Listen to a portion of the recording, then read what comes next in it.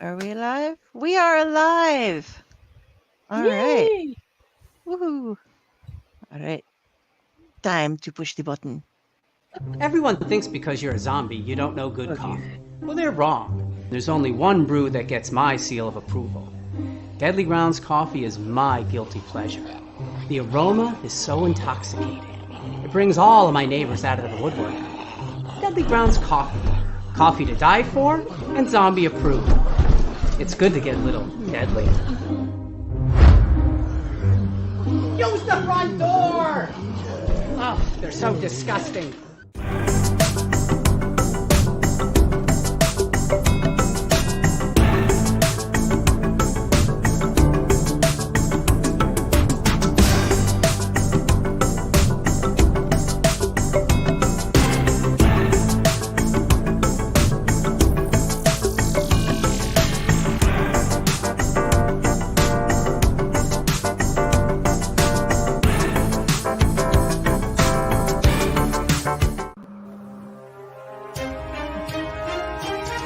The Dorkening and all affiliated shows are not intended for anyone under the age of 18.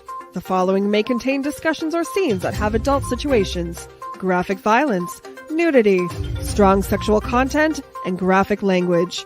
This show is intended for mature audiences only. Viewer discretion is advised.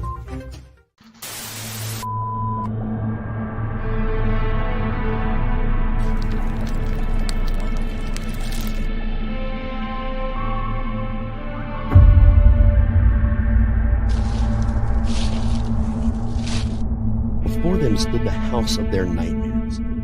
I dreamt of doors and shadows. You can't see anything. It is scary as fuck.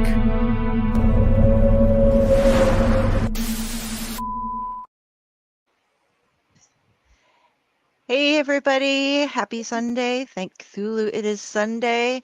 Welcome to another episode of Owl Light Society, where we are going to gather around our virtual campfire and share some stories with you. And I still love that intro with Rob's little part when he's scary as fuck. That will always crack me up. So Rob's a fantastic storyteller. Oh, he is. Oh, yeah. He is marvelous. I'm sad he's not on tonight, but I'm excited because it's partially because he's working on writing something new. So it's like, okay, you can do that. We'll let you write us a larger story instead of sharing a smaller one, because then we get more of your work. But yeah, this is our first Owlite Society of the season 4. And we're going to gather around and tell you some stuff. First, we're going to see how everybody's been doing, because Curtis, it has been a long time since we've seen you. So you've been up to a lot of different things. How's life been going for you? I'm pretty good. I've been up to a lot of different stuff. It started going. Massachusetts did this thing where if you don't have a degree and you're over 25, you can go back to school for free. It's completely paid for. So I'm going back to school for business because I'm more involved in the behind the scenes stuff at Weird House and the business side of things there. So getting a better understanding of that, I think, will be helpful to help build the press up and hopefully help more authors and reach more readers. So I've been doing that. And then I had Couch Surfing Through the 12 Chambers of Hell come out a few months ago. I have a novelette called In the Whole of I think it's an overly long name that I should know. Bring it up here. In the Whole of Reality Shall Crash Upon Me, which is a novelette in Black Seas of Infinity, which is book 2 in the Relay cycle, edited by William Holloway, which is kind of a Lovecraftian apocalypse that William envisioned and invited other writers to kind of write in that world. So book 1 was really cool and I enjoyed it. So when he asked me to write a story for book 2, I jumped at the chance. And this was actually several years ago. So I wrote the story at this point like 3 or 4 years ago, and it's finally just came out like this week. So I'm really excited to see that out into the world. And then nice. I started making music again too, and I'm releasing an EP next month. I put out the first single last week maybe. So yeah, lots of stuff. It's all been good. I enjoy the music, and Thank I you. am looking. I've been trying to find the Williams novel that's released this week. So it's called Black Seas of Infinity, and it's got a novelette from myself, one from William, one from Gemma Files, and one from Brett Talley, and they're all in that shared universe. Okay, yeah, the anthology. So Yeah. where can we pick that up at? The paperback is up on Amazon. I don't think the ebook's there yet, but Journal Stone's website has it in paperback and ebook, I believe. Okay, very cool. Because I've been looking forward to that. I've been following it on Facebook because you guys are all great. So it's like, why Thank wouldn't you. I must own this because it's important. And I'm a huge Friday. fan of Gemma Files, so I was really excited to be in a book where we're exploring the same shared universe. That was really cool. And William's a good friend of mine, so He's That great. is I'm amazing. pretty sure I've had him on the show. have you? If, I think so over on the Clutch. If I haven't, Oh, I it would think you did. be Yeah, I think you did when Lucky's yeah. Girl came out. Yes. Yeah. Lucky's Girl was really fun. Yeah. And William's then of actually going to be course staying with me for Necronomicon. So. oh awesome. Have to have like little podcast mini things of you guys hanging out or something. That'd be cool. It's always fun when it's like you get this big group of people or even just a couple people together who have the mindset and are just like, we're going to go off about this. And people are like, so yeah, we went out and watched this sports game the other day. And no, I'm not saying that people who watch sports are bad, but it's like, what you guys do? Oh, we discussed the inner workings of a fictional universe that is like grabbed the attention of millions of people over the years. Yeah. Okay. That's a lot more fun to me. Oh yeah. Same. Although I do know far more about women or men's Hawaiian volleyball than anyone ever needs to know because my mother is a fan. She'll be like, Spiro hurt his leg. He might have lost out on his chance to go pro. Here's knee. And Thor graduated. And I'm just like, All I'm right. sorry, Mom. It's very niche. Yeah, it's so weird, especially, and this is like totally off topic, but men's Hawaiian volleyball, the university level, has a special contract with Spectrum, so you can't see their games on normal sports channels. You have to have Spectrum as your like cable provider if you want to watch them. And so she absolutely hates their internet, hates everything about them. It's the only place where she can watch her men's Hawaiian volleyball. So she has to keep them so that she can continue watching this. And we're like, they have to fight. They have to be on ESPN. They have to be somewhere so that we can get you on an internet provider that doesn't go down every single day, you know. But what do we know? You know. That's funny. And Jenny, you have some excitement behind you on your background. I know. Oh, I got to go on a date to a cemetery and say hi to some passed away loved ones and wander around and look at older tombstones. I found out the cemetery has tombstones from over 100 years ago, and the stories of those people have got to be amazing. And I think the one thing I'm most excited about is my son spelt his first word with no help. Just That's fantastic. to me first. And I'm like, yes. I know a lot of people in the audience are like, how is that exciting? And I'm like, he's 4. Oh, it's exciting. I am happy. That's very exciting. Yeah. And what was it? Stop. STOP, mommy. And he held up a stop sign and he pointed to each letter and pronounced it properly for the first time, got all the letters properly. And I'm like, yes. Very cool. Very nice. I'm so proud of Dante. We all love Dante here. He comes and gives us hugs, and he sleeps with a baby Tulu. It's it's how he says Cthulhu. So this little boy with his Cthulhu is just like, oh, it's so sweet. He keeps, Oh, yeah, because he if ran you want away somebody with to protect you from nightmares, Cthulhu is the way to go. You Yeah. know, Oh, yeah. It's keep like everything away gargoyles from on a you. building. Oh, yeah. Yeah. But doesn't he have a pup too? What's the He has other a one? It's like Cthulhu and he has a Cthulhu, and he's got multiple little puppies that he sleeps with. oh, okay. Dogs to chase away whatever Cthulhu can Yes. intimidate. I just have a squirrel, but you know.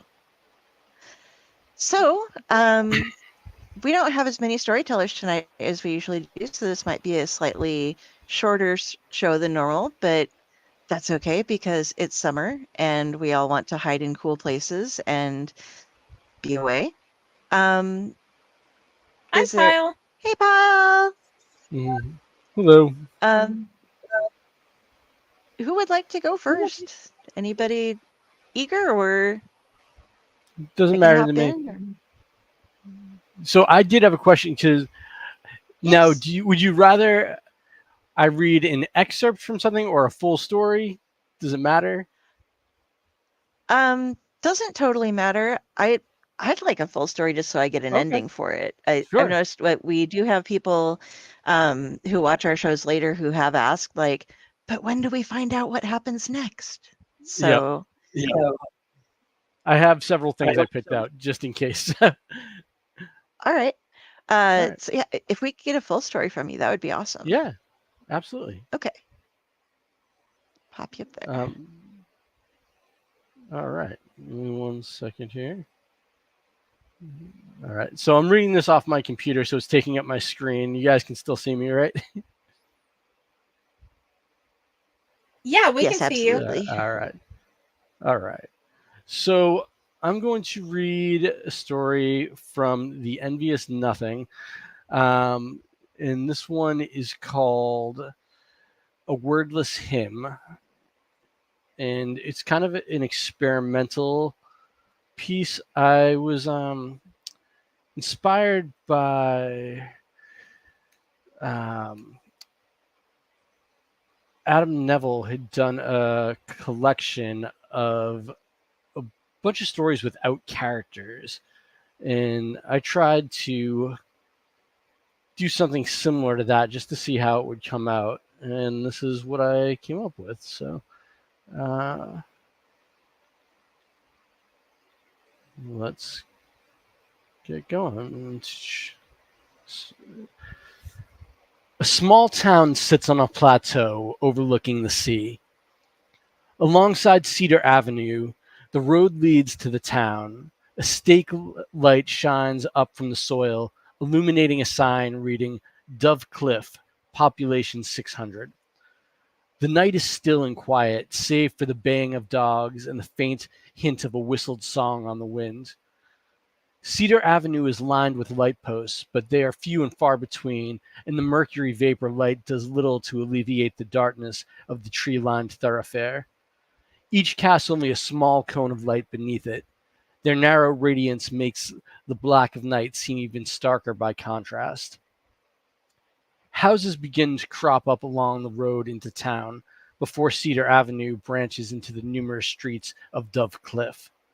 Incandescent lights shine in empty windows. Doors, each marked with a cross in gray ash, have been left wide open to breathe in the night air and exhale the sounds of radio plays and variety shows. Dogs howl and whine in their yards for their absent masters. Mosquitoes scout the night for blood while flies swarm around pitchers of Kool-Aid and the spilled remnants of overturned beer bottles left on picnic tables and stoops. Deeper into town, the occasional storefront breaks up the residential monotony. A barber's pole spins in an endless red and white spiral, while clumps of hair and discarded scissors lay on the floor inside. Circular Coca-Cola signs frame the word Powell's Drug beneath a green awning. Abandoned glasses of root beer and melted ice cream sit on the counter inside. Around the corner, and 2 blocks down, stands St. Thomas's Methodist Church. It seems modest, at least as churches go, but it towers above the surrounding homes, and there's a subtle breed of power and dignity to its simple architecture. The arch of its roof points the arch of its roof points heavenward. The clapboard exterior mimics the white cliffs that are the namesake of the town, claiming their beauty and grandeur for its own. Candles burn within the vacant church. Their wavering light creates ghastly shadows and lends a ghoulish pale cast to images of saints and messiahs. On the pulpit lies a Bible. The book is open to Romans chapter 12. Faint pencil marks bracket off several verses. Repay no evil for evil, but give thought to do what is honorable in the sight of all. If possible, so far as it depends on you, live peaceably with all. Beloved, never avenge yourselves, but leave it to the wrath of God, for it is written, Vengeance is mine, I will repay, says the Lord. To the contrary, if your enemy is hungry, feed him. If he is thirsty, give him something to drink. For by doing so, you will heap burning coals on his head. Do not be overcome by evil, but overcome evil with good. Scraps of paper sit on the pulpit beside the open Bible. A flowing script across the top sheet warns that opening one's heart to evil is more dangerous than opening one's home to it. A cemetery lies behind the church. Several plots are marked by freshly excavated soil. Each of these graves is marked with a small headstone commemorating the short lives of the recently deceased. Bethany Hillstrom, 1945 to 1953. Deborah Oakes, 1943 to 1953. Mary Naughton, 1948 to 1953. There are other graves not quite so fresh, but also marked with the names of girls who died tragically young. South of the church, in the cemetery, sits a secluded house. It's a small but handsome brick building with bay windows in the front. The door, like all the others in town, has an ashen cross upon it, and it stands wide open. The inside has been ransacked. Furniture lays tipped over. The stuffing from pillows and mattresses lies strewn about. The drawers have been torn from the dresser and desks. Their contents litter the floor. An esoteric mixture of books lines the wall of the study, from treatises on philosophy and spirituality to physics textbooks and books on mummification. Charred spines with strange glyphs upon them sit among the fireplace ashes, along with half-burned journals scrawled in a Cyrillic script. Several scrapbooks lie open on the floor. One contains Polaroids of young girls. Their eyes are sewn shut, and each bears the lines of a Y incision across their chest, the flaps of skin sutured together. Arcane, unchristian symbols are painted upon their naked flesh. An older scrapbook contains a magazine clipping about a young man who escaped the Vinnytsia, I don't know how to pronounce that, sorry. I wrote it, but I don't know how to pronounce it. Vinnytsia massacre in Ukraine by hiding among the bodies of a mass grave and sneaking away beneath the cover of night. Gravely injured in a botched execution, young Ivan Chorny remembers nothing after being shot and is convinced he was dead for several hours. Chorny claims that it was the great oblivion, the void of death which he had touched, which shielded him from the Soviet detection and allowed him to escape across the Black Sea to Turkey and then immigrate to the West. Another clipping posted on the opposite page is about the same young man, where he talks about the detached calm of his would-be killers. These men, they were not just comfortable with death, they had an intimate connection to it. They were eager servants of oblivion. The man who shot me, you could see it in his eyes, a sliver of the void expanding throughout his soul. He whistled as he shot us into that pit. A wordless hymn floated from his lips, accentuated by the pop-pop of his rifle. By the time a victim had fallen onto the corpses of their friends and family, the executioner had already resumed his song. The road away from the secluded house climbs eastward, edging higher and higher toward the oceanside cliffs.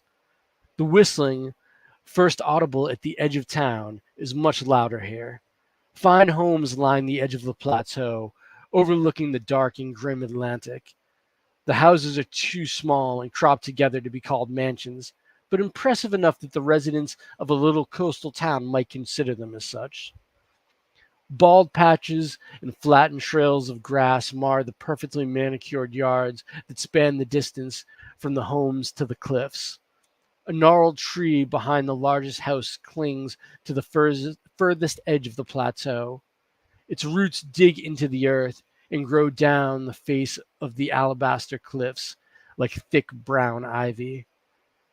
A dead man swings from a leafless branch that stretches out past the cliffs and over the ocean. His limbs are bound and his eyelids are sunken deep into his sockets. A whistling song echoes from his breathless lungs. Maybe it's a trick of the wind, but maybe it's not. A cat looks over the edge and mews, its hackles raised.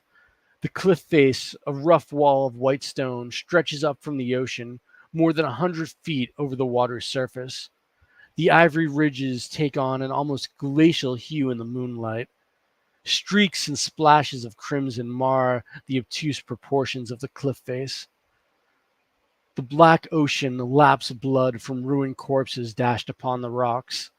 There is a nocturnal glow to the sea foam, which ebbs and flows in radiant contrast against the dark water. Spilled life adds a tinge of pink to the white caps, which shift and vanish like neon fog. Men and women of all ages lie dead on the rocks and bob among the waves. An old man in oily overalls lies folded over a rock jutting up from the water, while a young girl with a purple concave cheek is battered against the cliff face over and over. A heavy-set woman floats face down between two rocky outcroppings. The waves occasionally retreat to reveal deep lacerations across her face. Some of the bodies already rest on the ocean floor, their buoyancy robbed by the water in their lungs. No seaside scavengers molest the dead. The crabs and gulls, who are well known to dine on rancid flesh, give the corpses a wide berth. Sea-strewn kelp wilts as it touches on their motionless limbs. A number of the dead drifts in the riptide, past the ivory cliffs and toward the rocky beaches to the south. Some drift out to sea, others wash up on shore. Between corpses strewn on the sand, briny water puddles up in footprints leading out of the surf. The beach gives way to brush and forest, and a wordless hymn echoes from the black shadows beyond the woodline. And that's a wordless hymn from the Envious Nothing. Love it. Thank you. You build such great ambiance with that. I'm following through, and I've read it already, but listening to you read it, I love hearing people read their own stuff. And you just built a beautiful scene with that. Thank you so much. So you do so amazing at reading your own work because you know when to put the right emphasis on what compared to the other people I've heard read your work. It's like the hymn from the one with the boys who were playing the D&D game. Oh, yep. Hi, Stephen. Devil's Night. Yeah, D20 from Fire Devil's Sermon. Night. Yeah, the Fire Sermon. I enjoyed that so much more listening to you than the lovely person who read it in the audiobook form. All right. I think Fire Sermon in particular, I've just read that a lot. So I have that one's I feel like that's my go-to usually because it's so, I don't know, it's easy to get there's a character voice that you can really go into there. It's easy to get the crowd going with it. So it's kind of like my cheat code story. That makes perfect sense. And you do it very well. And thank you. If you guys would like to listen to it, it is on one of our playlists here. Look into the Campfire Centers and find him. We have multiple stories by Curtis M Lawson that have been read here. So yeah. Check it out. We're also working on a new Owlite Society channel so that we can have all of our own playlists there because the Owlite Network channel is filling up with so many playlists that we needed to start expanding. So we've just launched the Owlite Society channel. If you see it in your links up above or down below the show, go ahead and you can follow there. And that way you can see when we have stuff going on. And you can have an easier way of navigating around through everything. We're just getting it started though, so be wary of that. Friday, do you want to go next or would you like me to? I'm up in the air. Whichever, I figured you would tell me which you'd like most and I can do that. Okay. Hi, Steph. Good to see you. Good to see you as well. All right. Or your little icon in the chat, anyway. How about you go? Because I'm like about mine right now. Should I do a short one or a long one? Go ahead and go for long if you want. Okay. 1014 Midsummer Lane, March 10th. It was their first night in the new home. Barb could tell there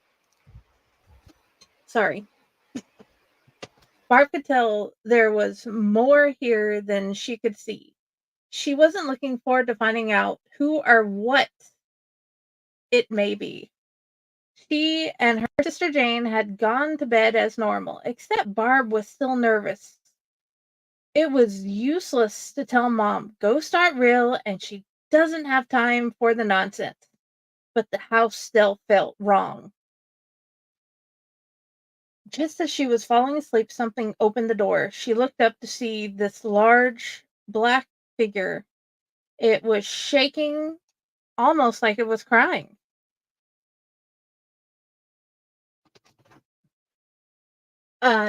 Sorry, I'm having trouble with my vision today. So, it was shaking almost like it was crying. It lifted its arm as if it were pointing something at her, and it pulled the trigger.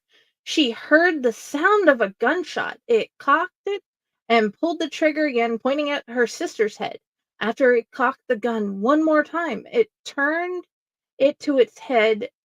It crumpled to the floor, disappearing. Barb pulled the covers over her head and just cried silently.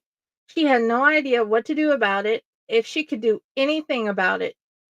Jane was sleeping. Her sister was oblivious to the whole experience. She fell asleep an hour or two later, not looking forward to her life in this house.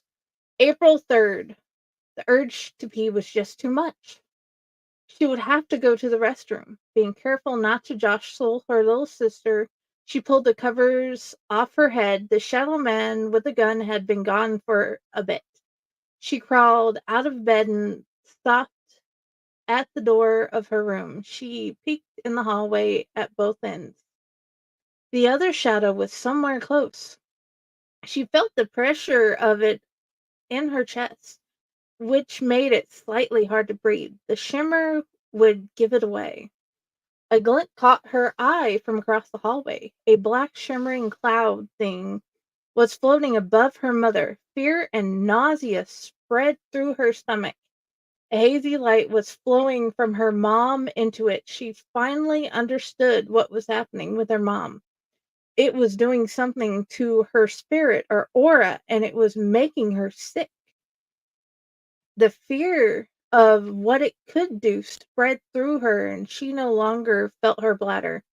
She bolted to the bathroom. Inside, with the door shut, she slid to the floor. She covered her mouth with her hand and cried. She didn't want to wake anyone. She cried and prayed. When she could pull herself together, she got cleaned up. This was the first time she was grateful for overnight pads. May 2nd. Beep, beep, beep. The shrill, horrible sound through her being. Sheila woke up more exhausted than before. She didn't know that was possible. She rubbed the sleep out of her eyes and tried in vain to wake up like she used to. Apparently not today. She stood up and walked out of her bedroom. She knocked on each of her kids' rooms, opened the doors. Baby, mommy needs you to get up. She waited in the doorway until they stood up and went to the other room to do the same. Then she walked down the hall and did her morning ablutions. The boys came, used the restroom, and went, paying her no mind. Within a few minutes, she was ready as she could get. She went back to her room to get dressed. She looked down at her body and wondered where all her energy had gone. She walked out of her room, shutting the door, and went downstairs. Since she heard Barb helping the girls, she wanted to get started on the downstairs checklist. Albeit in a pile, the kids' shoes seemed to be in one place. Her purse was there. The keys weren't in the bowl Craig made in art class last year. She started looking again. So far, she had found them in the box of Honey Nut Oats, in the freezer, and in the container where she stores the potatoes. She looked around the kitchen. She found her favorite hair clip by the baking powder. She laughed at the absurdity her life had become. With her hair twisted up and up, she did a speed run of looking behind everything. She walked back in the living room. After she tore apart the couch and put it back together, she found the lid of the Wahoo laid askew on top of the box. She lifted it up and found her flamingo wrist wrap with her keys attached. With a sigh of relief, she pocketed them. She went back to the kitchen and grabbed the lunch bags. The kids were coming down the stairs. She was making sure all the bags were placed in the backpacks, and she rechecked folders. They were ready in 10 minutes. Don't touch my keys again. I am tired of my stuff being hidden, she yelled. Enough. The boys looked at each other confused. The girls just nodded. Yes, ma'am, Barb said. Try to have a good day at school, Sheila told her kids. You too, Barb said. They grabbed their bags and caught the bus just in time. She grabbed her lunch bag and purse. After locking the door, she headed to work. October 14th. They had been at Midsummer Lane for at least 6 months. They had a good life started. It felt like she was never home. Dealing with all the changes after Cal left has been difficult. Tomorrow was another day. They could try again tomorrow. She just wished the kids would stop making up stories about ghosts and stop blaming the ghosts for objects being hidden in weird places. Hiding her car keys in the Wahoo box in the closet this morning was just silly. After 4 times, it was just getting old. Sheila finished up in the kitchen. After all the food was put away and the lunches were packed, as she headed through the kitchen doorway into the living room to shut down everything for the night, the front door opened and shut. A tall shadow figure opened and shut the door.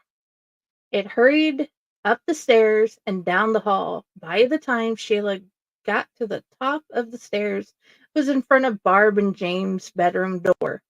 It lifted a gun, shooting at one pillow and then another, and then it turned the gun to its temple and crumpled to the floor, disappearing as she ran down the hall to just outside the room. She heard all 3 shots, but nothing was there now. Sheila slid down the wall. She heard Barb crying, but couldn't move. She did not know how to process this. Spirits aren't real. This couldn't be happening. She sat there silently crying until she fell asleep on the floor in the hallway. Her alarm went off. Like every other morning, she got up, went to her room, and turned it off.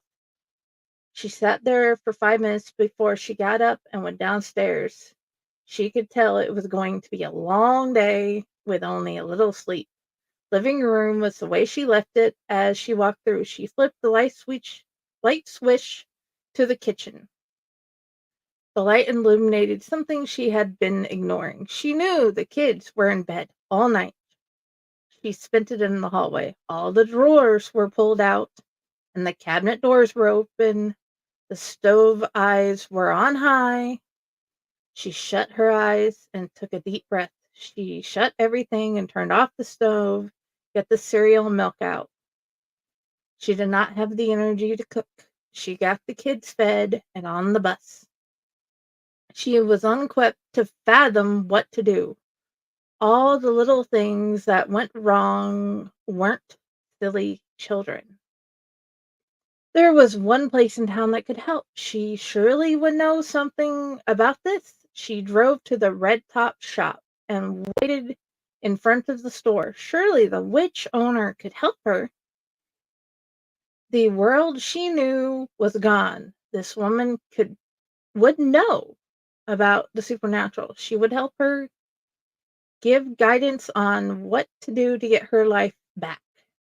At 10 a.m., a tall, slender, dark-skinned woman opened the shop. Sheila got out of the car and walked in. Tall, slender, black lady had gone to the back. She waited at the counter, patiently, hugging herself. Finally, the lady walked back out and looked her up and down. She hadn't cared how she looked. She knew she needed help. "Good morning, ma'am. How may I help you?" she asked with a strained smile. Sheila's unkempt appearance made her uncomfortable. "Hello. You know more about the supernatural than I do. I pray you can help me. I believe my house is haunted. What should I do?" She asked as politely as possible. She hoped her stress wasn't showing through her voice. "I can't help you, but my friend, Theodosia, and her friends can. Please take this flyer. I know they can and will help you," she reassured her as she passed the flyer to her customer's shaking hand over the counter. Sheila smiled and looked down at the piece of paper. The watermark was a beautiful two-story house. It read DuCale Paranormal Investigators with 2 forms of contact information. She looked up. "Thank you very much. I will call them," she said in appreciation with tears in her eyes. She walked out, got in the car, and headed to the grocery store. After parking in the very back of the parking lot, farthest from the store, she made the call. "Good morning. This is Friday. How may I help you?" Friday cheerfully answered. Sheila couldn't help but giggle. She didn't expect to ever talk to someone actually named after a day of the week. "Your name is actually Friday?" "Yes, my mom named me after a woman in a book." Her curt tone reflected this question being a normal occurrence. "Oh, I apologize. Is this the number for the DuCale Paranormal Investigators?" She apologized, realizing she was not the first to have that response. "Yes," Friday replied excitedly. "Yes, what has been happening? I will see if we can help you," she said more calmly. Sheila explained about the cabinets, the doors, the things being moved in weird places, the weird feeling in certain rooms, and what happened last night. What happened last night scared her the most. Friday made notes about all the experiences that Sheila had told her. Now she was sure it was not a prank caller. The woman was crying as she explained her life right now. She asked, "I have written notes. Is this a good callback number?" "Yes, ma'am. What's your name?" "Oh," she was she said, startled. She had realized she hadn't told Friday her name. "I am Sheila Timbers." "All right, Miss Timbers. I will call you back after I talk with my team. We will set up a meeting at your home then." "Thank you," she said, genuinely feeling a glimmer of hope appear. After they hung up, she set the phone on the passenger seat atop the flyer. She bawled like the broken woman she was, like she hadn't let herself in years. She didn't care how loud she was. She didn't care who heard, as long as her kids didn't hear. She wanted to get it out of her system. She wanted to get out of her system. When she felt she could function again without tears threatening to fall, she felt like some of the pressure had been let off. She felt a little better. She blew her nose and cleaned her face with baby wipes. For the first time, she looked at herself in the rearview mirror. She pulled the brush out of the glove compartment. After she had her rear-length hair brushed, she put her hair in a tie at the base of her neck. After a deep breath, she went in, got groceries, and then she went home and waited. She would not let these spirits, ghosts, or whatever they are take away the home she had made. Friday started a new document with the title Sheila Timbers. The first heading being the initial phone call. After she added her exchange about the experience, her crying, and the 6 children, any thoughts about the conversation, she made sure it was saved in the company folder on the Google Docs. She sent a text to Michael, Liz, and Theodosia. They would get back to her at break. Unfortunately, ghost hunting didn't pay the bills. Most of these people could barely buy food. After a long day working in the business office of Pepperidge Nursing and Rehabilitation, the alarm went off on her phone. She had clocked out, shut everything down 10 minutes early so she could get the document ready before the kid time. The different headings they would need, making notes, and any thoughts or questions about the initial call were added. She shut her laptop and put it in her bag. She picked up the kids from school and headed home. They got home and headed to the kitchen. The girls sat around the table doing homework. Little man played at his cafe kitchen area while Friday made dinner. She texted with the dossier back and forth. Miss Bradshaw had given her a call about the poor frazzled Miss Timbers and how she appeared terrified and disheveled first thing the morning at the shop. She added that to her notes after she got the kids their food. The kids came in the front door and made a beeline for the kitchen. All of them were hungry and tired after a long day of school. Barb, stay here after the kids get done eating, Sheila asked her oldest daughter. They all got the hint. They got a snack and went out the back door to eat outside. She sat down with her peanut butter sandwich in front of her mom. She saw her 2 sisters and 3 brothers had 3 brothers headed outside. All she could do was sit and look at her mom.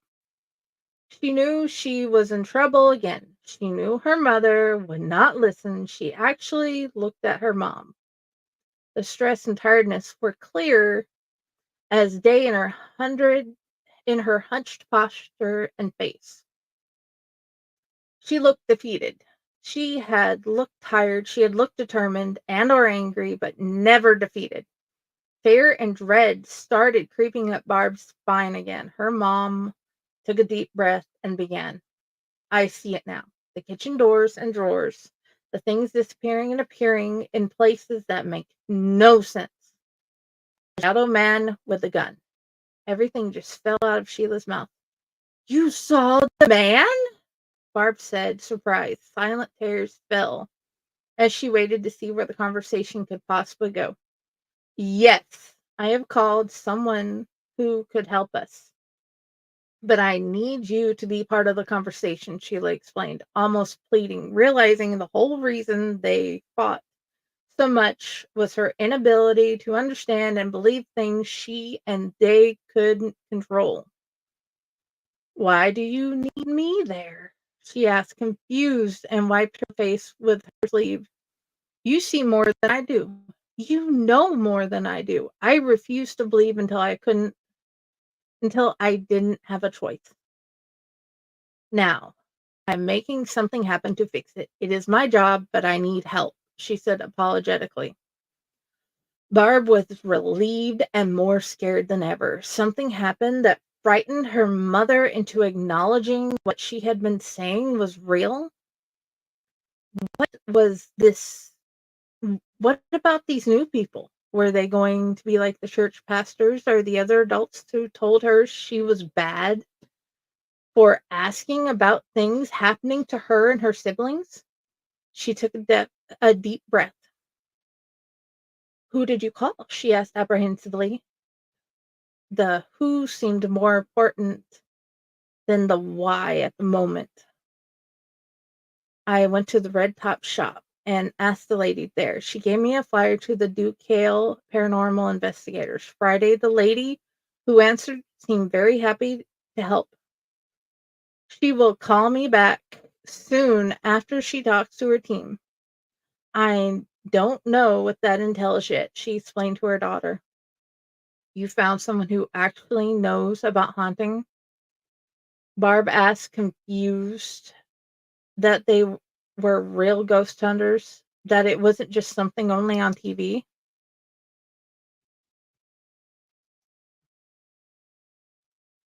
There is a real local paranormal team that is coming to help us, her mom replied.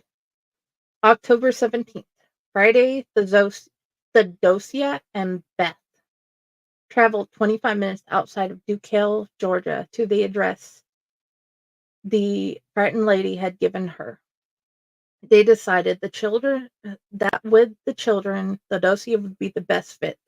Pre-K teacher by career and skilled medium made her not only the best ally, but also another set of eyes to see the full story of what was going on. Liz was skilled observer and the critic of the group. Friday was the medium mystic and the head of the team. They pulled into the driveway and went to the door. Within seconds of knocking, a young man about 10 opened the door. Hello, can I help you? He asked as he looked at the new visitors. I'm coming, an older woman said as she came down the hallway, pushing her long hair out of her face. Hello, I am Friday. This is Theodosia and Liz. We talked over the phone about your haunting. Oh, thank God. Please come with me to the kitchen, she said and led the way. The three ladies followed suit. The young man shut the door and rejoined his brothers playing. They followed her through the living room, down the hallway to the kitchen. A blonde teenager was sitting at the table doing her homework.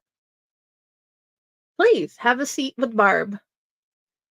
I will make us some coffee. The ladies sat around her.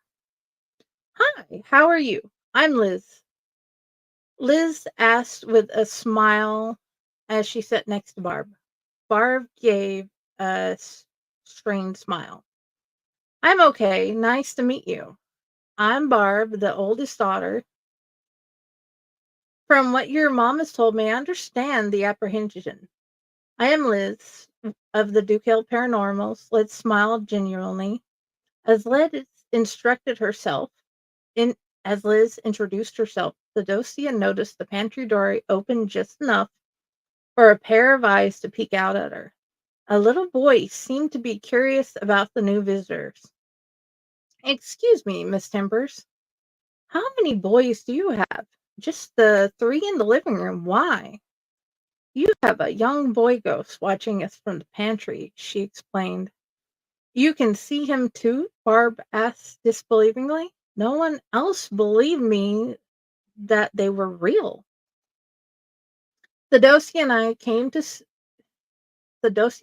can see them. Since we were really little, we can see and feel what's here in your house, Friday explained. Both Barb and Sheila's eyes went wide. Barb was relieved that others could see the things she did. Sheila was so horrified that there were so many ghosts. Sheila looked at Barb, horrified. How long has he been here? Since before we moved in. They all have been here since before we moved in, she answered her mom. Friday looked at Barb closer. The little girl was stressed and exhausted. How many at all? How many is all?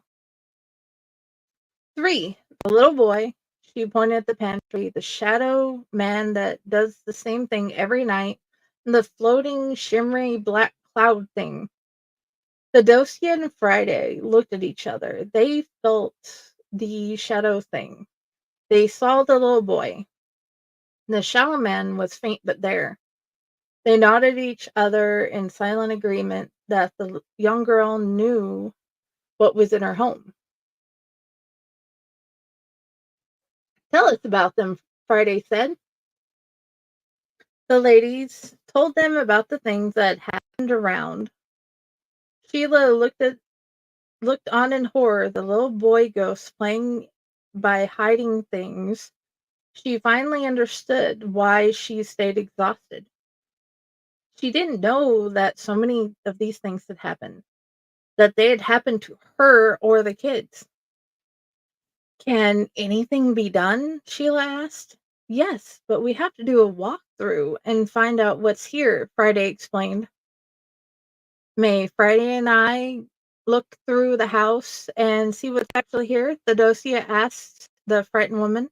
She knew Barb was for it. They needed the adult to agree. Please, I have 6 children. It's not the tidiest home, she agreed. I have 3. I fully understand, Friday smiled in understanding. Theodosia and Friday walked around the kitchen, out the door, and down the hallway into the living room.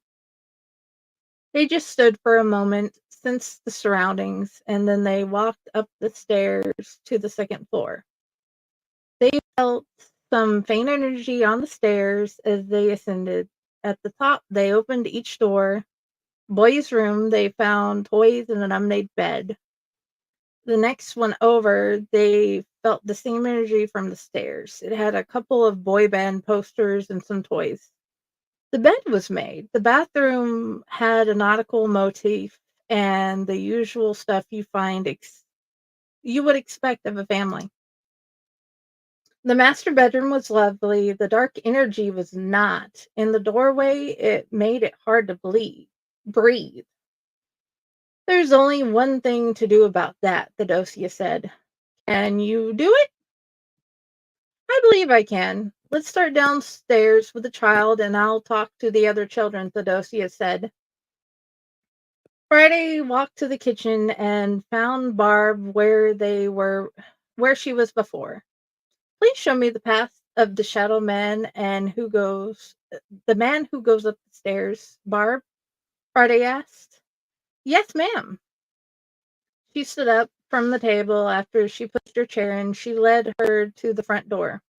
He starts here by the opening of the door and walks up the stairs. She led her up the stairs past Carrie and Jay's room to hers and little Jane's. She stepped 3 steps inside her door. It comes right here and pulls the gun out. He shoots at Jane's pillow and then at mine. Then he puts it to his head and pulls the trigger and falls to the floor. After a few seconds, he disappears. I can hear the sound of his steps, the shots, and when he hits the floor. Do you sleep under your covers every night? I can imagine how afraid I'd be with all 3 of your spirits, Friday asked, with a sincere understanding of how scary Barb's life is. How did you know about me hiding under the covers? She asked, totally astounded that someone else knew. She wouldn't let anybody at school know where she lived. Her house was known as the haunted house at school. I hid under mine a whole lot. Don't worry. We can stop him and help you all, Friday assured her. Okay, Bard replied, rather skeptical. What time does he do this? She inquired. 11:47 every night, she answered. That's precise. Every night. Every night for 6 months. I know what the kid does to play with us and Mom. I just don't understand the shimmery shadow. But I know what it is. But I know what it has been doing to Mom. I just wanted to stop, she explained, hoping this lady was what she claimed to be. Friday could see the fear and exhaustion with the little girl's face. She knew she needed to do something tonight.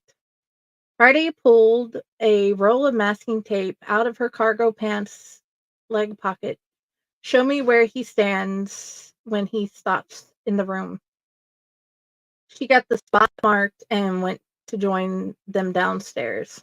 As they headed downstairs, the theme of Persona 3 started singing in her pocket. She took it out and answered, Hi, sweetie. I sent 4 pictures over. There were 2 instances of husbands coming home to find their wives cheating on them in the home you're in. Michael started with no preamble. There were children involved. He hoped that they would be able to fix it fast and in a hurry for their sake. That would explain why there was a dark entity. That is a lot of emotional turmoil. The first was in 1943. John McCurdy, who found his wife, Linda, with his brother, Richard. He killed them, their son, Clarence, and himself. That's where the little boy came from. Hold on a second. She covered the phone. I'll be right back. I have to finish this phone call. Okay, I'll tell them. Barb walked back into the kitchen. Friday stepped outside to continue the conversation with her husband. I'm back. Please continue. The second was Daryl Barnes in 1973. He found his co-worker Steve with his wife Gemma. They had no children. Their 2 more families came and left with nothing reported on them. I have found one of the 2 men here. I'm not sure until 11:40. I will not be sure until 11:47 p.m. The little boy is still here. He found a dark thing. We found a dark thing here as well. I don't quite know what it is, but the dossier says she can stop it. Cool. It's a repeater. Miss Eddie should be here in 25 minutes. I'll be there as soon as possible after that, Michael said.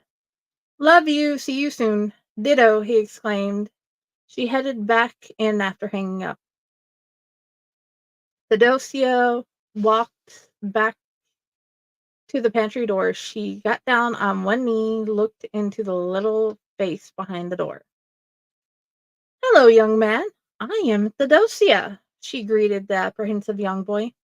Hi, I'm Clarence. He looked at her and wondered, You can see me? Yes, sweetie. I want to be your friend. She smiled at him genuinely.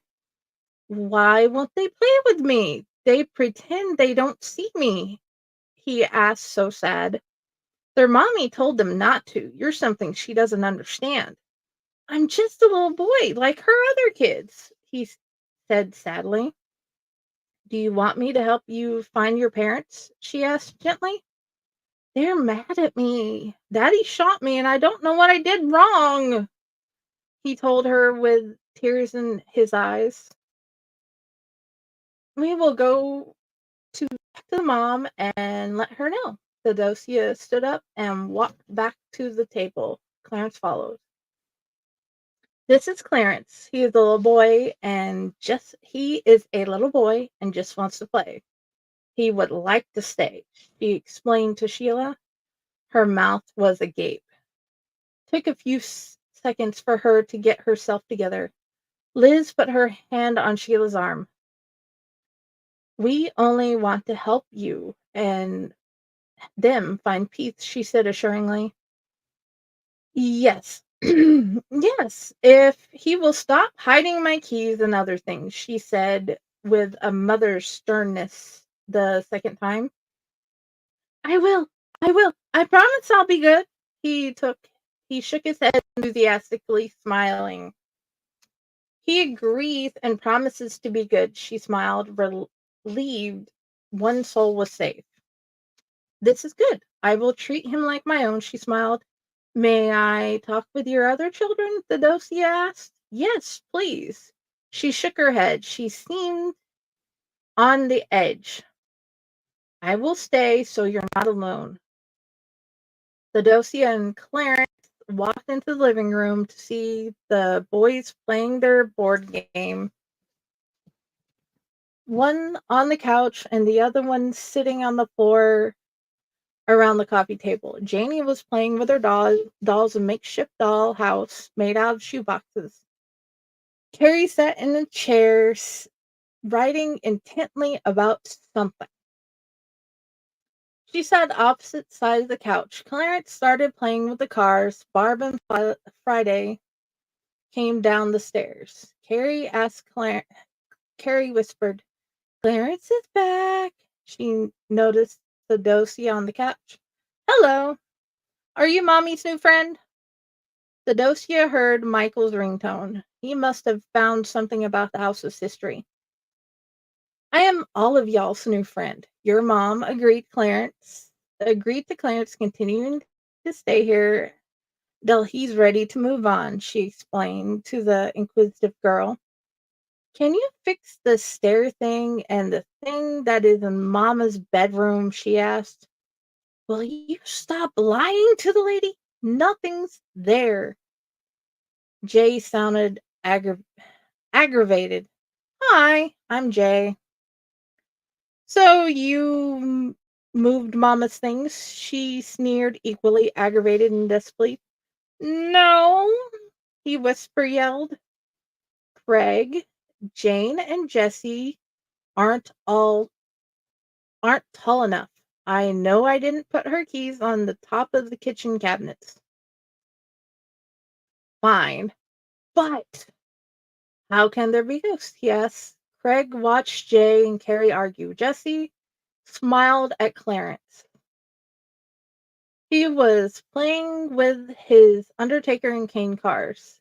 Friday stepped outside the front door and Barb watched from the stairs.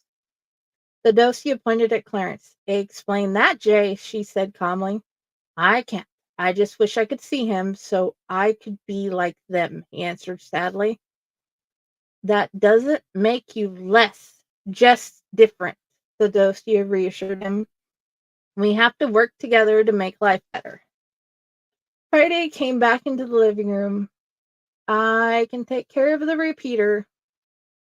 We should bring them in here and tell everyone. The kids know everything. She informed her friend of what she learned. Friday went and asked Liz and Miss Timbers to join them in the living room. Theodosia gave Miss Timbers her seat. The adults brought kitchen chairs to sit, and the kids sat on the floor. Friday gave a summary of the history she learned. When it gets closer to time, I can wait just inside the room and find out which of these two men it is. Then I can jostle him out of the continued repetition.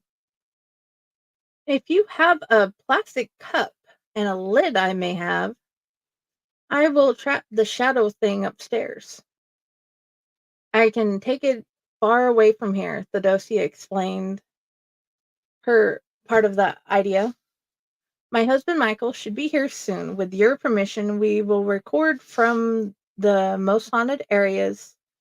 That way we may have proof of film of the haunting. You can make it go away? You're sure? Miss Timbers asked with her sheer need for this to be true, showing in her questions. Yes, we can, and we will. It can be done, and these ladies can figure it out, Liz guaranteed. Do whatever you need. She agreed in hopes these strangers could give her family peace again. We are going to start looking for the best places to get started, Friday said. Liz stayed with Miss Timbers on the couch. Theodosia and Friday looked around the living room for the best spots to record. After looking around the whole room, in the corner above the dollhouse was best. Michael knocked on the door before they moved upstairs. He brought in 2 bags, and he was introduced and filled in as they get the cameras up. Those aren't like the ones on the TV shows, Barb observed as he put up the cameras. Bluetooth baby monitors work just as well, if not better. It's also cheaper than some of the high-priced name brand Ghost Hunter BS. It will never look as cool for those who don't understand the true use, Michael explained gently. They agreed, cameras facing the door from Barb's room and the door of the mom's room would be best. Miss Timbers' exhaustion won out. She fell asleep on the couch, setting up. Barb got the kids ready for bed. She got Jane to sleep in Carrie's bed tonight. After going back downstairs, she let them know it would be quieter now. As it neared 11:30, Friday got into position.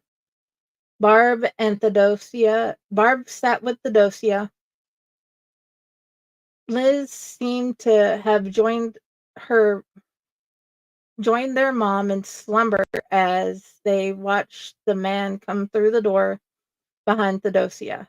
Michael went out to his van where he could get the readings without interruptions. Finally, peace. The door opened and shut. The tall shadow figure and put his jacket on the non-existent chair before walking up the stairs. As he got closer to the top of the stairs, he started to hear familiar sounds from the guest room. She promised to only make those sounds with him. It felt like an ice pick to the heart. He's 2 steps in the room. It couldn't be. Steve and Gemma were banging. They didn't see him or hear him come in. Why, Gemma? He heard himself ask. Daryl, they're gone. It's over, Friday interjected forcefully. He turned his head to the left and found a woman he had never seen before. Who are you? He asked, confused. He looked around and found the room was different. A new bed and posters of people he had never heard of. I'm Friday. They've moved on, and you can too. You don't have to stay here, she explained as gently as possible. Friday? Like the day? Why is everything so different? He asked, getting more confused by the second. It's 2014. It's 40 years later. A new family lives here. Oh, is there a place for me after death? Yes, there's a family waiting on you. You just have to go to them, he told him. He nodded and looked around one more time and then was gone. They stepped out of Barb's room and noticed a shimmering shadow. It seemed to be studying her, weighing her. She was very sure with the dossier by its size, it would be the one found wanting. She made her way downstairs. She found Barb waiting for her at the bottom. He's gone. I didn't know it was possible. She was surprised. She was crying. He never meant to scare you. He was in so much pain, Friday explained. What about the shimmering shadow cloud? She asked in realization. They had it only 2/3 of the way figured out. Theodosia has a plan. She is more knowledgeable in those areas, Friday assured her. Barb nodded and headed to the kitchen. Her mom was still asleep on the couch. She hoped those people could figure out this one tonight. The shimmery thing was the main problem for her mom. Friday found that they were busy while she was helping set Daryl free. They brought items for a ritual. I've been puzzling out the best ways to sell this thing upstairs away. Barb gave me her cup. I was able to get enough salt from the local grocery store to do this ritual, Theodosia explained. She saw Friday's curious eyes. But its name? How do we figure that out? Miss Timmer keeps saying, no, Kremlin. Leave them alone in her sleep. I think it has connection with her, Theodosia says. It does. It keeps pulling something out of her, Barb told them. Theodosia looked sad. We need to do something tonight, period, Liz said. She had woken up and joined them by the stairs. The ladies nodded in agreement. Friday's phone rang. Yes, she answered. You texted the kids went to sleep, Michael asked. All but Barb are in bed, she assured him. Then something is moving the toys in the living room, he said. Friday looked in the living room. Clarence was playing with a couple of cards. That's Clarence. He's basically Casper, she explained. Great. We have footage as proof of what he's doing. This is so cool, he exclaimed excitedly. We have one more thing to take care of, the most difficult one. Will you come in with Liz as backup? I'm going back up to Theodosia I'm going back upstairs with Theodosia for the ritual, Friday asked. I'll be in a few minutes. He will be in a few. What do I need to do to help? She asked her friend. We are going to make a circle of salt. We have to set up the candles north, south, east, and west next. Calling the watchtowers for help. I understand, Friday agreed. I will ask them and the goddess to join and to lend their power. From there, I will say a chant, a special type of poem to bring it to the cup. The man-made material will help keep it bottled up for as long as we want or need, she explained. Theodosia looked pointedly at Barb. Do you understand? Yes, ma'am. We will stay down here to help protect your mom. Will you stay down here to help protect your mom? She asked. Yes. What about my brothers and sisters? She asked, unsure how this can actually work with a plastic cup from the dollar store. Friday will help me making sure to keep them safe upstairs. We are going to find it and seal it away. Then we will take it with us. Clarence will stay as you agreed until he is ready to go, Theodosia reassured her. Hello, ladies. What do you want me to do? Michael asked as he joined them in the kitchen.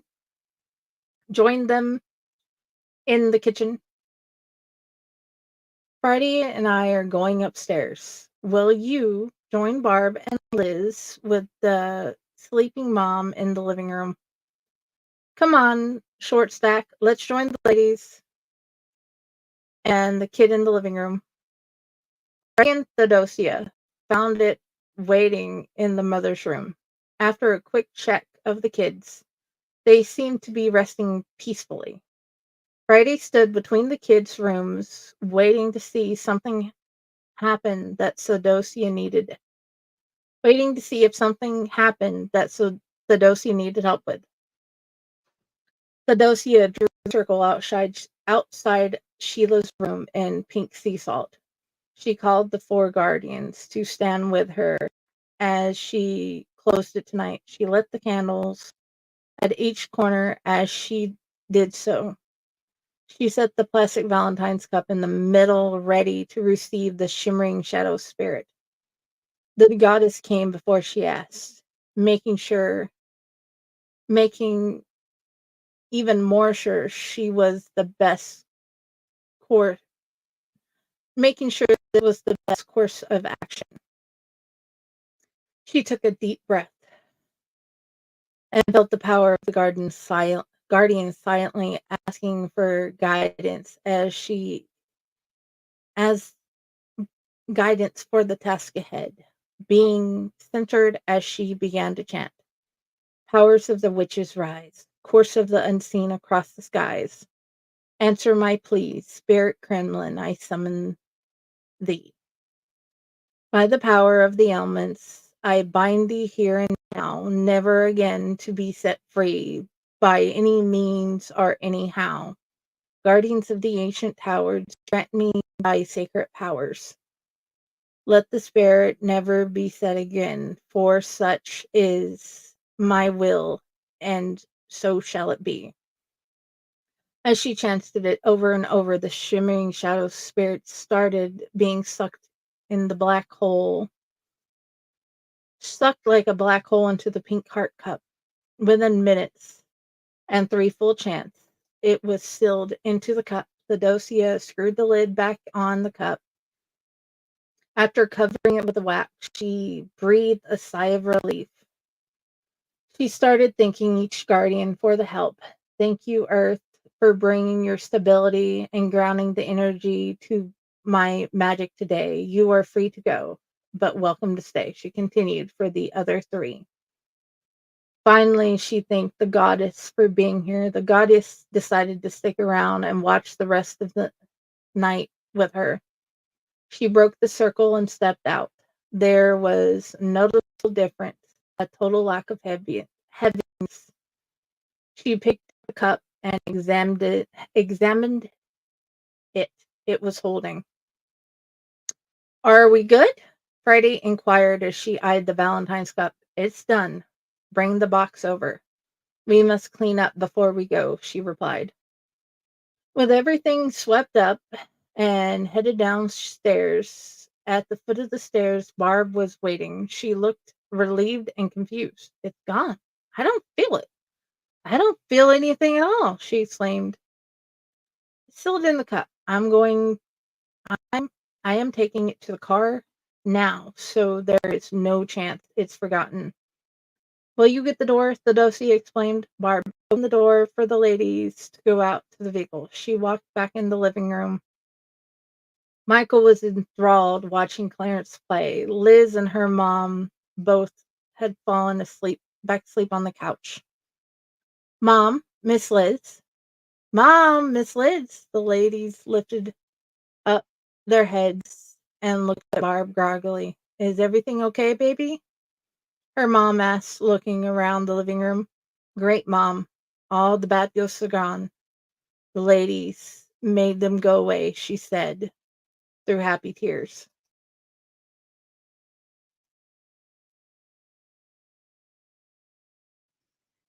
Yay. Thank you. We all muted ourselves. I can't unmute you, Curtis. You muted I yourself. muted myself so my dog wouldn't be barking over. We send pets to your dog. Yeah. All right. hope it doesn't suck. I'm going to. No, you have a good. It's a good family haunted house story. I really enjoy that. You brought in all the different people and the outside views and having the kids' expression, like knowing right off the bat, like mom doesn't believe in any of this stuff, and then mom finally learning about it and going through all the different processes that you'd go through. It's a very educational story too. Thank you. I am, because we've crossed the hour mark, going to do our ad break real quick, and then my story's pretty short for tonight. So we'll do that, and then we'll throw up some props for everybody. I got some pictures for all the different books and things that we have going out, but we'll get to that right after this.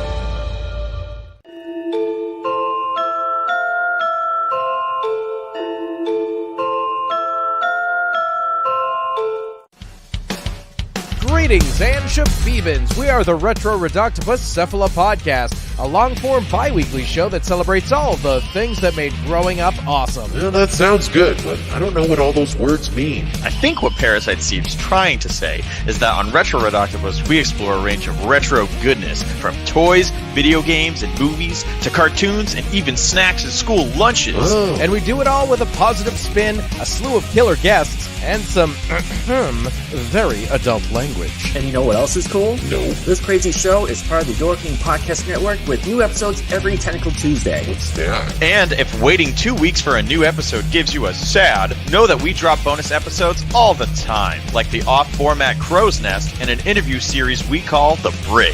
You can listen to Retro Redoctopus on Apple Podcasts, Spotify, Stitcher, or any app that's cool enough to carry the only show that celebrates all the things that make growing up awesome.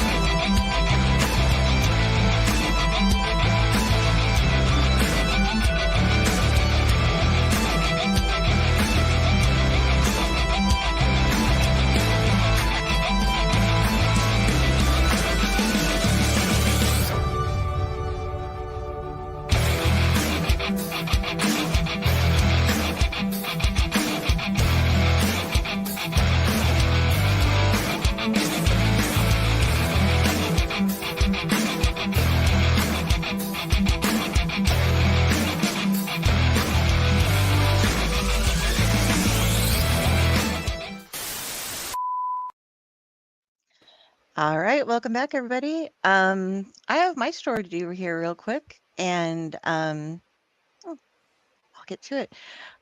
Y'all have heard me and Raz talk before about some of the stuff that we worked on collaborating together on Reddit, and this is a story that came from a shared universe that we were all exploring there for a while that was called the Hotel Non Dormant, and it was the Hotel No Sleep.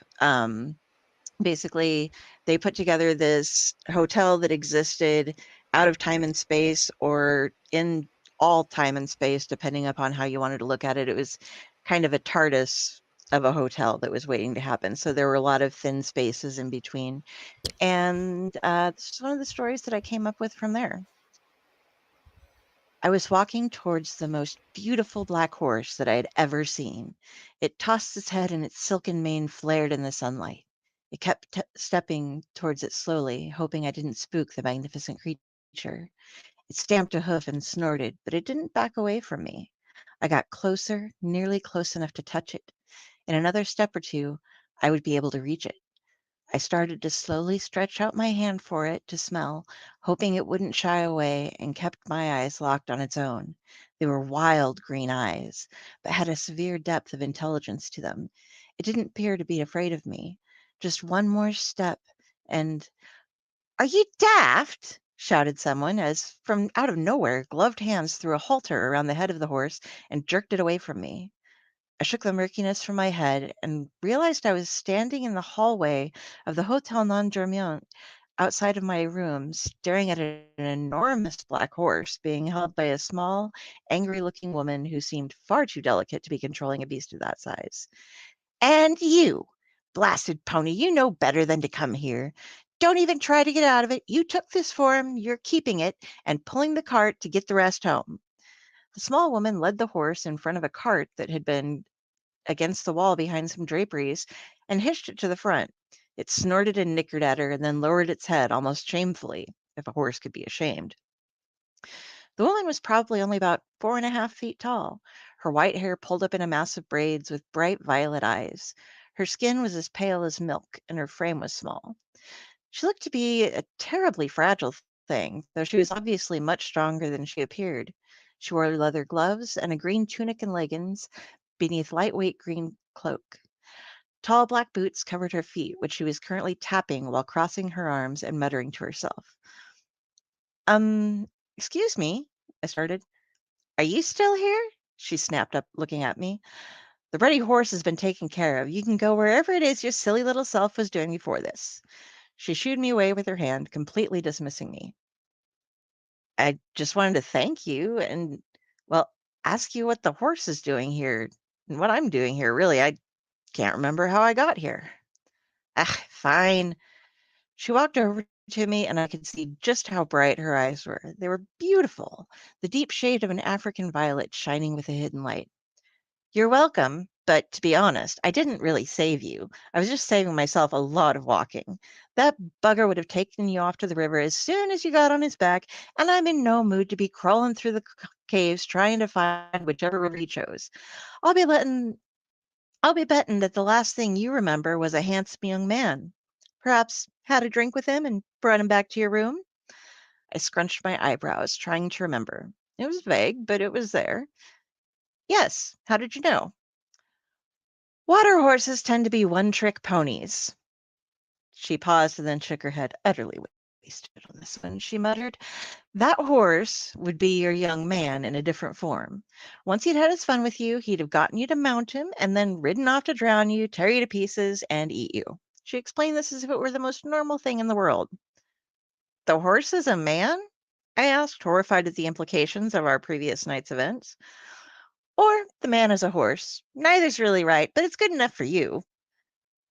I still don't understand. What is it doing here? I was so confused. This seemed to spur into action. She'd been talking to me as if I were a child before, but now she addressed me on more even footing, as if someone to share her grievances with. She gestured wildly around with her hands as she spoke and made the most expressive faces. Now that, my girl, is the right question. I'm blaming all on the damn mermaids, really. This place, she spat out, is a bloody mess to begin with. There are just far too many doors on such a thin area. It's no wonder that so many things happen here. But the damned mermaids have gone and decided that they're going to use it as a buffet. Then some of the doors where we live open for a bit, and the bored folk come across and raise a little hell. But we aren't safe here either, and the daft buggers don't seem to care as long as they can spend a bit of time fucking with you humans. So then what happens? Me. I'm what happens. Gwen always has to come and rescue because they listen to me. I have to pack up all of my gear, get a few hounds, and round them all up again and bring them home.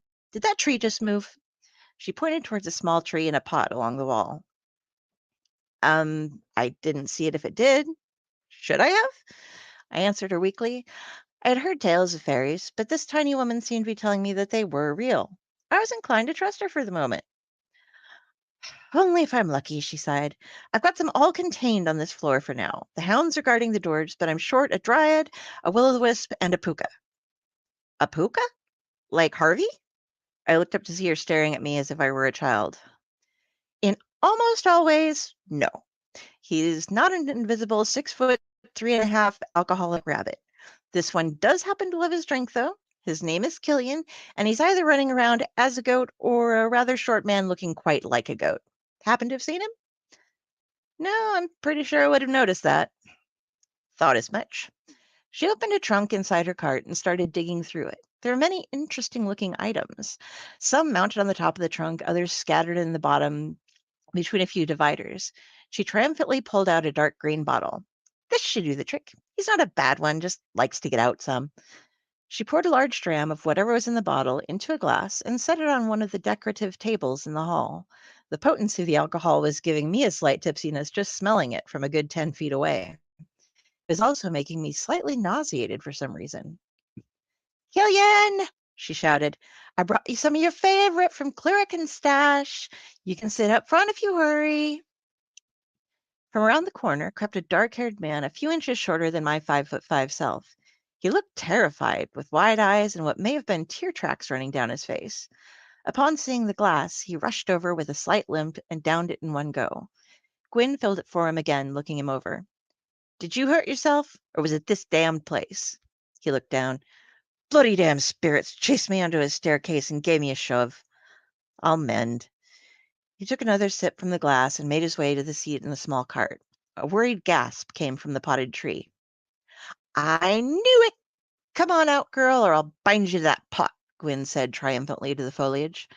A woman slowly unbent herself from the tree, beautiful, naked, and looking concerned for Killian. Gwen threw a blanket around her and sat her in the back of the cart. While she was doing that, I was looking around in her trunk. There were so many odds and ends, really odd odds and ends. A bottle here, a book there, drawings and sticks and rocks with holes in them, rope. To me, they were all random objects. Gwyn must know what each was for. It seemed an awful lot of junk overall, though. What's this? I pointed at one of the objects mounted on the inside of the lid. It was a silver stick with a hoop on the end and something iridescent coming from the loop. Is it a bubble wand? A what? What are you asking? Don't touch anything. She came over to see what I'd been looking at. That, dearie, is for catching will-o'-the-wisps. Very tricky little buggers, you'll see. She pulled it out. She had mentioned that she was looking for a will-o'-the-wisp. I guess now is the time to look. Oh, I said, kind of like a butterfly net. Again, I got the stare of an adult aimed at a child. This was made from some of the silver scales that fell from the first men and women when they lost their innocence, forged under a new moon, and the net is a web of lies woven by Nancy himself to prevent them from being able to escape it once caught in it. She started grumbling under her breath some more. I'm very sorry, but what's that white rope beside it? It seems kind of thin. Is it special too? That is a braid of hair from a virgin saint. I use it to capture unicorns when I have to, she said, patting her reverentially. I'd love to meet a unicorn. That brute wasn't enough for you? From the smell of you, you couldn't get close to one if you wanted to, regardless. I flinched, and she continued, They are all lovely, gentle mares, shining with pearl horns. They're great, bloody horses that not only bite and kick and stamp, but also have a huge, ruddy horn on their heads to impale with you with. Trust me, you do not want to meet a unicorn. As long as you're still here, help me find the damn will-o'-the-wisp, would you? Sure. What does it look like? Like a candle seen from far away. It'll move about trying to lead you. Just let me know if you see it and I can handle the rest. Try the hallway up there to the left. It wasn't near Killian or it would have come out to me for help. She pointed at a hall a few doors down that turned off into the dark. I walked down the hallway, wondering if I was dreaming. Men who turned into horses and goats, mermaids, wooden women, unicorns, and floating fires danced in my mind. Was it real? Is there an entire world out there that I never believed existed? Had I had a one-night stand with a man who is now a horse pulling the cart in front of some sort of fairy whisperer? Oh God, had I? My mind raced, and I saw ahead of me a gentle blue mote of light surrounded by a fog of radiance. It immediately soothed me. All is fine. Follow me. I was pretty sure that I was supposed to let Gwyn know I had found it, but I didn't want to lose it or scare it away, so I just followed it further down the hall, whispering Gwyn's name once before I was finally under its spell.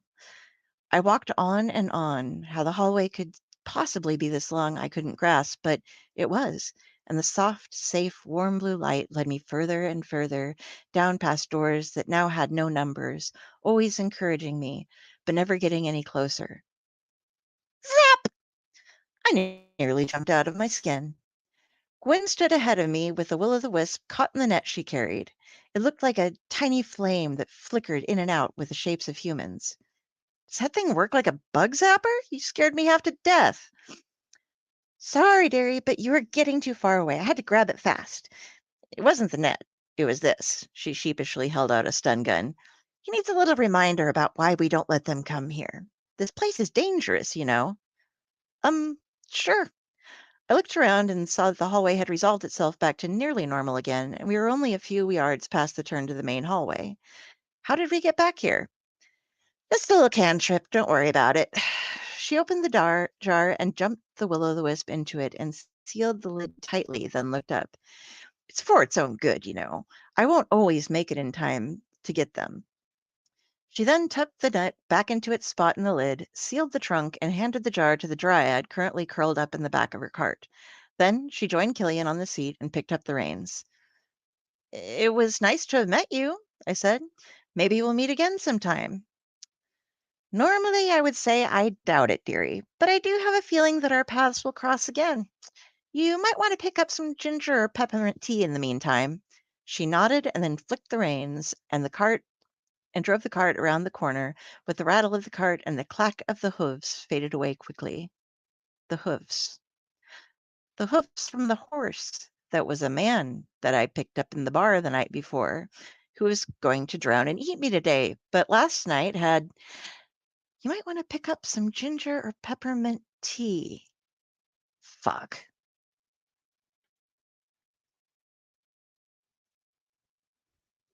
Beep. And that is the end of Wisps and Whispers. Great job. I like that a lot. That one, it was a fun experiment to go in to see stuff. And it turns out that a lot of people really enjoy Gwyn, the character, the fairy whisperer. So she's somebody that I might pursue writing stories about in a different setting sometime in the future. So It's nice when you get a character that catches on like that. Yeah, the other character that I was focused on in that group universe, the shared universe, was Elizabeth Bathory. And when you give Elizabeth Bathory a TARDIS, things get bad and very violent. But that I have like 80,000 words or so invested into that series of stories, but it's one that I didn't quite finish yet, and it would have been too long to read just little partial pieces of it on here. Fair enough, yeah. But you both are wonderful writers. I always enjoy reading and listening to y'all's work. Thank you so much. And before we go, this is, by the way, the book. Black Season Infinity. Black Season Infinity. Look for that on Amazon or at journalstone.com. We also have coming out what you just heard an example from Friday, the Owlite Menagerie, which all three of us in this show are in. Yes. You can find that right now on Amazon and a number of other places. If you look through the books to read for it, all proceeds from that for the first year are going to be going to Pro Literacy, which is a charitable organization that brings literacy to adults. And also coming out right now is a Kickstarter from Stefan from Fractured Mind that a number of us are in. It's bringing back the more lore from the mythos. We're kind of giving it a reboot. And if you see that cover on the right, the green one, this is what it actually looks like now that we've gotten it in. And it is gorgeous. And we are going to be having the Kickstarter is going to go live soon. You can go ahead and sign up for that to get notifications. You should see it everywhere from me, Raz, Stefan. I think we're promoting it on Owlite. We're promoting it everywhere we possibly can. So go ahead and get ready to get your copies of all of these books. We are super excited to be releasing them. And yeah, so let's do a wrap up, guys. Curtis, where can we find you? Where do you like people to mostly interact with you? So I don't really use my author page very much on Facebook, just because of the way the algorithm works and such. So people can send me a friend request. I accept just about anybody if I notice it. I'm on Twitter or X or whatever as C_Lawson. Instagram is Curtis M Lawson, and you can find the new music stuff. It's 9 of Blades IX, like the Roman numeral, and I'm 9 of Blades on Facebook, Instagram, Twitter, etc. And you're on Spotify. Is Bandcamp where we can order the EP? Yeah, so you can pre-order the EP on Bandcamp, and it will be up for pre-order on like Amazon and iTunes and stuff pretty shortly, as well. And then the first single's up on Spotify. The second single comes out on the 8th, and then the whole EP will be on Spotify on the 26th. Awesome. For me, guys, look over for Carrie, Kari Sanders, and that's on Facebook. If you see this, that is me. I'm coming to get you. And those links go to all of my other stuff, my Owlite stuff, my author page, my splash pages, which on Tuesday of this week, we are welcoming Mitch Halleck, the organizer of Terrificon, which is a con that takes place in the Mohegan Sun Casino in Norwich, Connecticut. It's going to be August 16th through the 18th this year. Splash Pages is going to be heading there, and we're super excited about it. So we have to have him on because we can't stop just fanboying and girling out. And so we got to get out some more information, see what's going on, share it with all of you guys. Also, super excited. Tomorrow we will have Tomb of the Terrible here on Owlite Network. We are doing Troll 2. We finally got the wheel to hit. It was like the last 3 finally hit on Troll 2. So one of the worst movies in existence. We will be reviewing that for you tomorrow. And the last thing that I wanted to announce is that we got nominated on both Owlite Network and on Splash Pages, and our dear friend John Cresa for a CBC award. So we will have things up for that. We'll let you know when the voting goes through. It's basically a comic book content award for YouTubers and creators out there. Got all that done. And now we go over to Friday because she has the most things. She is everybody on the Owlite Network. She is everybody everywhere. Friday, who are you and how can we get a hold of you? Do you seriously want all 9 author pages, or do you just want me to give the small part? Let's give the summary. I'm Raz. I'm Del. I'm Carrie. I'm me and multiple other people. Please find me on Fakor. Please find me on Owlite. And if you actually want to read my stuff, come find me at Jennifer Elliott on my author page, and random weird stuff on Friday with the Library in the Blue Box that contains podcasts and books and random other things. And I will tell you on most everything to come find them and read their stuff. Well, whichever way. No, well, yeah, that's the right way. This is weird. I hate that it's always the opposite.